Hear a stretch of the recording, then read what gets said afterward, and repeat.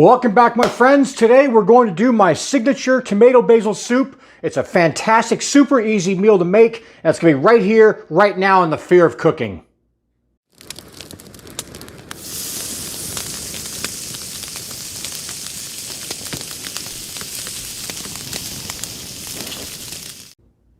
Welcome back to the Fear of Cooking, guys. We're going to try to get you to conquer your fear and master your kitchen. Like I said, today we're going to be making our first real recipe, and I thought I'd start off with something simple. I tried different ideas, I thought about different stuff, and I really think that making just a simple soup is going to be a fantastic first recipe for this channel. So today we chose to do our tomato basil soup, and you see here the software is going to be 2 stalks of celery, 3 cloves of garlic, 2 onions, 3 potatoes that'll be peeled and diced, 6 Roma tomatoes that'll be peeled and diced, a can of tomato soup, a can of chicken stock, and a little bit of parsley. And of course, today we'll also be using our clarified butter that we made the other day. If you have not seen that video on how to make clarified butter, I'll put it up here in the top left-hand side over here. So be sure to click on that and check that out, because clarified butter is awesome stuff. So for the hardware, all we're going to use is a nice big stock pot, and then later on, we'll have a mixing bowl and our blender to blend everything together to bring the entire meal together. So first off, we're gonna get started with getting everything chopped up here. So we're gonna get that rocking and rolling. And it's not real super simple, guys. This is not a hard recipe to make. It's a very healthy recipe, and I think you guys really enjoy it. I know my family enjoys it, and everybody I've made it for has really enjoyed it. So it is a killer, super simple recipe to make. All right, so let's start off with getting the onions done. So get those taken care of. We're just going to do a rough chop on these. Like I said, everything's going to get boiled in the pot, so you don't have to go super crazy with being totally accurate with how you cut and chop things with this. So we're going to get that out of the way. Get this rolling. And when I first started making this dish, I tried different ideas, different things to make it work, and this recipe here seems to be the best one out there. I tested out my friends, as I normally do. I use my friends as guinea pigs for my creations in my kitchen / laboratory. So I've been trying to really get them into working on this with me. And yeah, so we just got this recipe going. Like I said, super simple. We just got to get the onions all chopped up. Now, when you're cooking anything, anytime you're cooking something that requires onions and stuff like that, you always want to cook the onions first, and you don't want to rush the cooking of the onions. We want to let them saute and caramelize just a little bit, just get that extra flavor to come out of the onions before we drop in all the other stuff. So I'm going to go ahead and set my thing here to, I guess I'll put on about 7.5, almost 8. I want it nice and hot, but not so hot that it's going to burn anything. And we're going to take some of our clarified butter when this pan gets up to heat to drop in the onions. And we're also going to grab some garlic over here. So I get the garlic going next. Now, if you've never learned how to peel garlic, it's relatively a simple process to peel garlic. People make a big deal about it, but it's really not that bad. You got your garlic cloves. All you really have to do, and I know the camera's not close enough, but you just take the back of your knife, or side of your knife, and just kind of give it a quick little oomph, and that pops it all open. You can then kind of squeeze out the good garlic on the inside and leave that shell on the outside behind. I know people go off and they buy all these garlic peelers, little silicone wonder jobs that'll promise to peel your garlic for you, but if you just learn how to do it the right way and just get it over with, it's not a big deal. So with our pan coming up to heat here, so when I get this all diced up, and you can use the jarred minced garlic if you want, but honestly, guys, you're not going to get the same flavor out of that type of garlic as you will out of fresh garlic and doing it yourself. So I really think that it's worth it to take the extra couple seconds. But what would that take me? About 1.5 minutes to get that all done, and we're ready to roll. I think our pan should be ready by now. We'll take a little bit of our butter, and you want about 2 or 3 tablespoons in there. Just want to get that good to give the plenty of room for the onions to saute. And once that starts getting heated up there a little bit, we will get rolling. Now, I don't know if you guys saw me use this a minute ago. This is a dough scraper or a dough cutter. It's a very versatile tool, and I use it for everything except dough. If I'm going to scoop up my vegetables, get them off the cutting board into the pot, this is what I use. And I've got these on my Amazon store. I believe it is $7.99 for one and like $9.99 for two. Just get the 2-pack. And if you screw one up, you got a spare, right? All right, so we're going to get these onions in here pretty soon. We're almost done here with getting this ready to roll. And we'll get this rocking and rolling here. That's a sound I love to hear. Oh, and that clarified butter with these onions is going to be insane. So it's going to give that a little bit of a second here to kind of do its thing. Grab one of our little spatulas. You just want to stir everything around.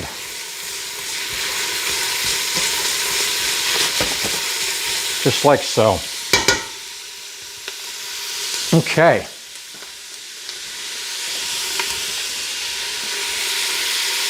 So with that heating up here and sauteing, we're gonna give it about 5 minutes or so, kind of burn off the little onion gases and stuff. When we start smelling it, it'll start getting a little bit sweeter smelling, and we'll see a little bit of color showing up, and we'll drop in the garlic, quickly flash saute that. In the meantime, we'll go ahead and get the rest of our vegetables here all prepped up. So for the tomatoes, let's cut the bottoms off.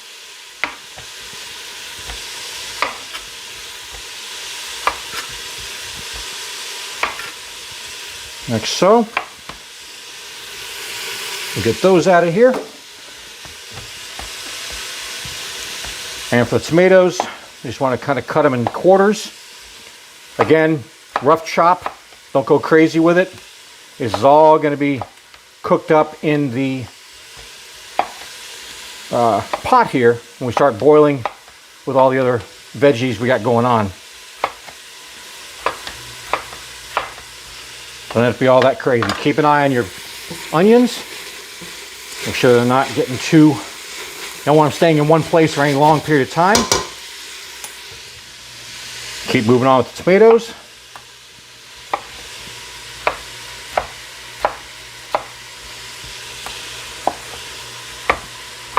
And this is why I was telling you guys earlier, when you go buy a knife, you want a nice sharp knife for your kitchen. That way you can move fast and have less accidents with a sharp knife than you will with a dull one. So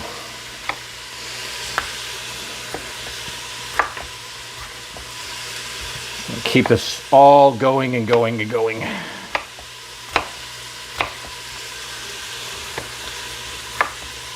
Again, right now, finesse is not very needed. We're just trying to get this rocking and rolling. So I'll go back and stir our onions up a little bit more. As you can see, they're getting a little more translucent. You can see in the pot here. So that's what we're looking for. A little bit more translucence is showing us that it's starting to saute up a little bit better. We're getting closer to crunch time. Okay, in the meantime, while that's going on, we get these potatoes peeled, and I'll be right back. Okay, with our potatoes already peeled and ready to roll, we're just going to keep paying attention to our onions here. I think it's about getting good to the right spot there. Right consistency I'm looking for.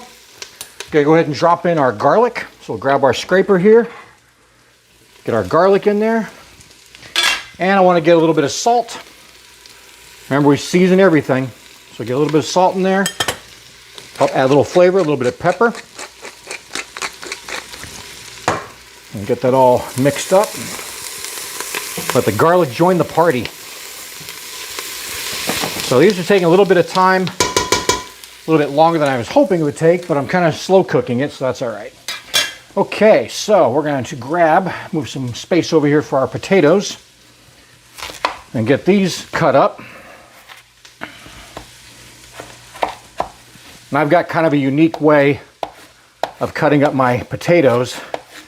I'm sure it's unorthodox, but seems to work just fine for me. And keeps me from having accidents in the kitchen.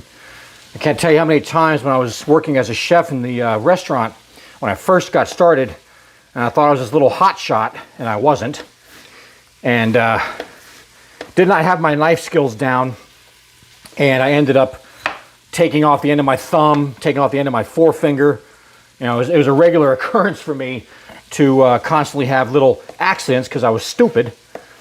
So I try to be a little bit more conscious now, and I don't have distractions going on while I'm in the kitchen. Okay, so we're gonna get this stuff out of the way, get these all cut up. And like I said, just rough dice on everything, because everything's gonna get roasted down, and we're gonna make sure the potatoes are soft and ready to go, and we should be golden. All right, so all of our veggies are prepped. Didn't take too long, right? Look down in here, you see our onions are doing really good. So now it is time to add in all the rest of our ingredients. So I'll go ahead and put in the celery next. Get that out of the way. Get some tomatoes. Put those in there. And those tomatoes are going to release their juices and their water, which will add to the soup. And lastly, get our potatoes in there.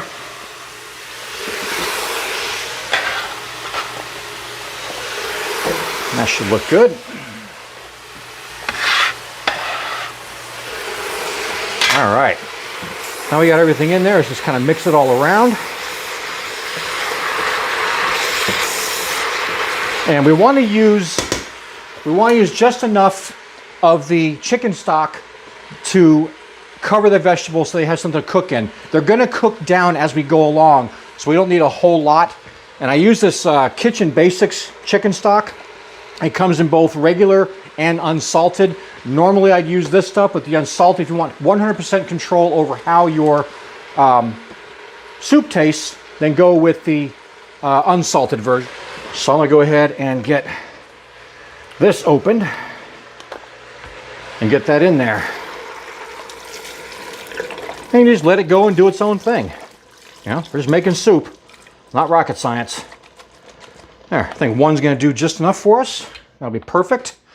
So I'm going to take a break and let this, I'm going to go ahead and take a break here. I'll let this all mixed up, and we'll come back when we get a little bit more of a boil going on.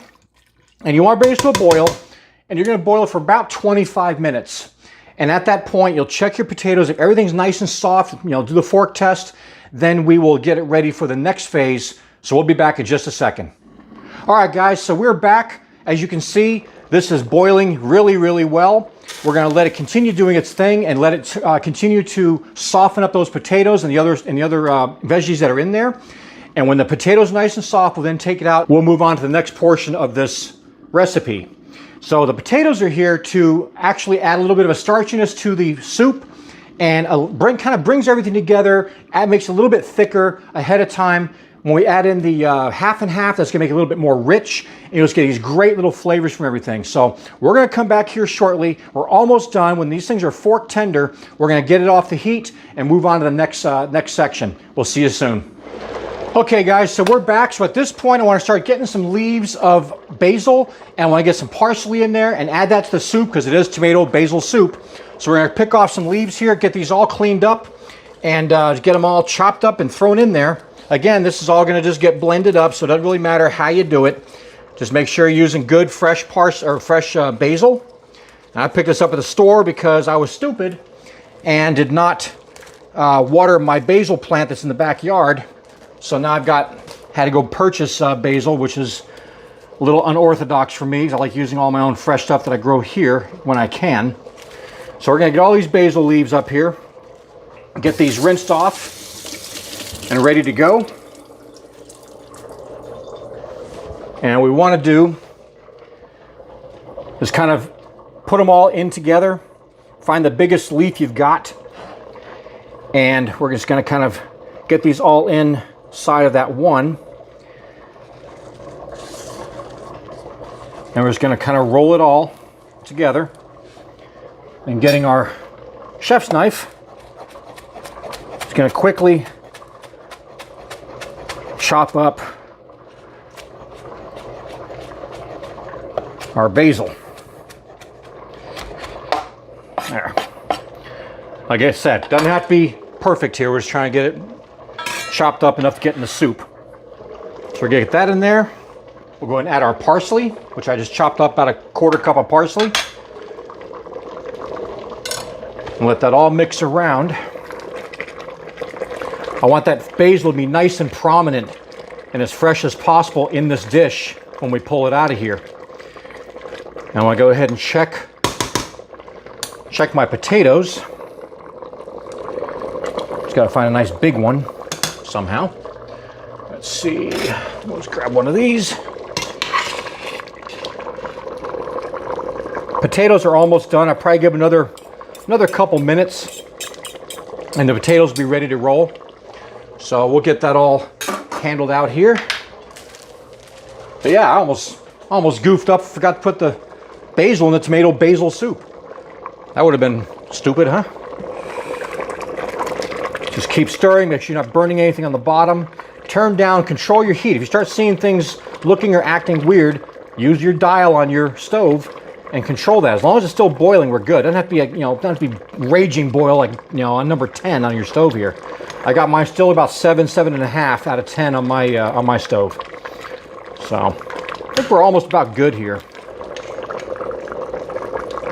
Yeah. Okay. So let me kind of show you here if I can. It's hot, super hot. So I've got a potato on here. If you can take your fork and push it through, and it kind of just mashes up, kind of like if you're making mashed potatoes or something, then you're pretty much good. Just for good measure, I'm gonna let that sit for like 1 more minute, and we're gonna get it off the heat and start the next section. So we'll be right back. Okay, so our soup is done boiling. The veggies are nice and soft now, so I've got it off the heat. And the next thing we're gonna do is we're going to add a little bit of tomato sauce. I got to say a little 8-ounce can here. We're gonna put about half of it in and stir it around and see what we got. I want that nice tomatoey look and feel to the soup. So we'll get that all set up over here. Nice and incorporated. All right. The next thing we're going to add is our half and half. And this is going to be kind of a feel, you have to get a feel for it. I had in there about 2.5 cups, but really don't put 2.5 cups of half and half into your soup. We just want to get enough in there to kind of brighten it up a little bit, give it kind of like that pinkish color. And we get that stirred up here. Still want it to look like tomato soup, don't want it looking like coffee, So now that we got this all set up over here and ready to go, I'll show you what it looks like. So I'll get that over here. So that's the color you kind of want, kind of like that salmon pink color. And to me, that looks very appetizing. So the next thing I'm gonna do here, this is where it can get a little messy, but we're okay. This is what makes a good soup. So what we're gonna do is we're gonna take some out of here and put into the blender. And when this is blended, we'll put it into this mixing bowl. But then we'll start doing our tasting and our final seasonings to get it ready for service. So I'm gonna get the lid off. And I use just one of my 2-cup things, one of my 2-cup measuring cups here. I'm just gonna drop that right in. You don't wanna overfill it, because when we're blending, it's gonna go, or try to escape from your blender. So just wanna keep that in there. And I kind of do it on a high, like on a puree. And I'll let this run for about 15, 16 seconds per cycle as we fill it up and keep going on. Let me get this done and we'll come right back.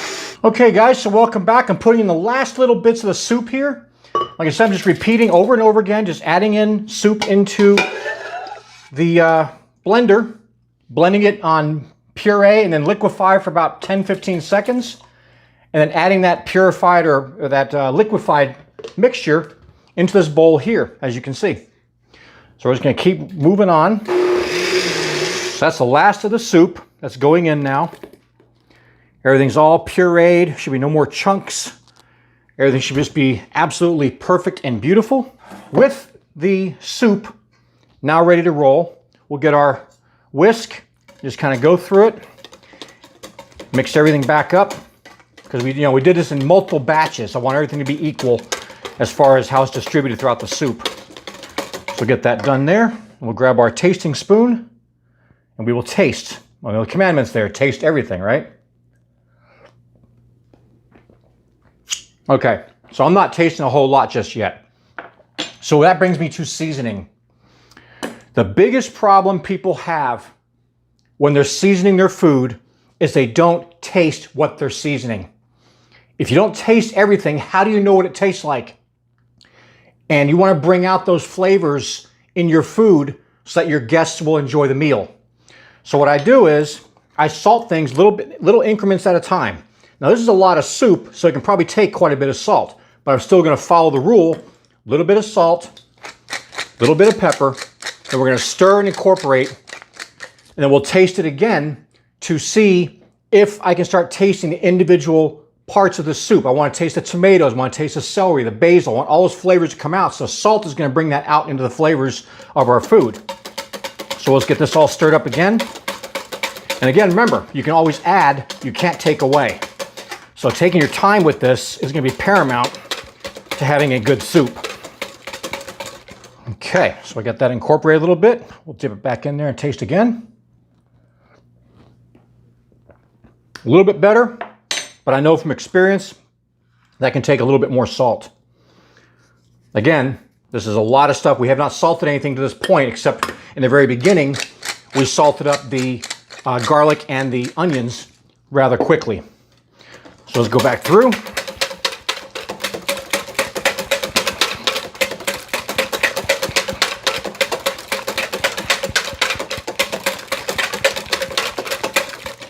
Keep that going and taste again. And I'm just going to do this process more and more until it gets exactly to the place where I think it should taste the way I want it to taste. We're almost there.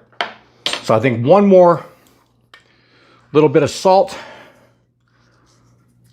a little bit of pepper, and I do believe we're going to be done.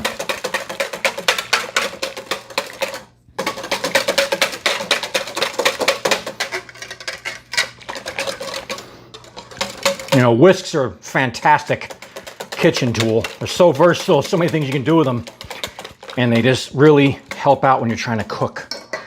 All right, last taste test here. I believe we're there. Again, I want to taste all the different veggies we put in here and have it really just be shining with the basil and the tomato. That, my friends, is fantastic. That is fantastic. In order to plate this, we'll just grab one of our bowls.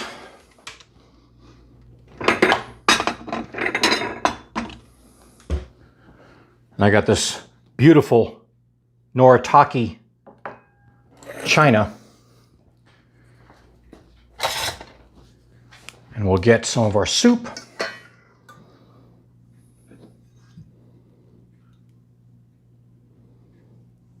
It's a very simple dish. And sometimes, you know, simple is better. Get that cleaned off there a little bit.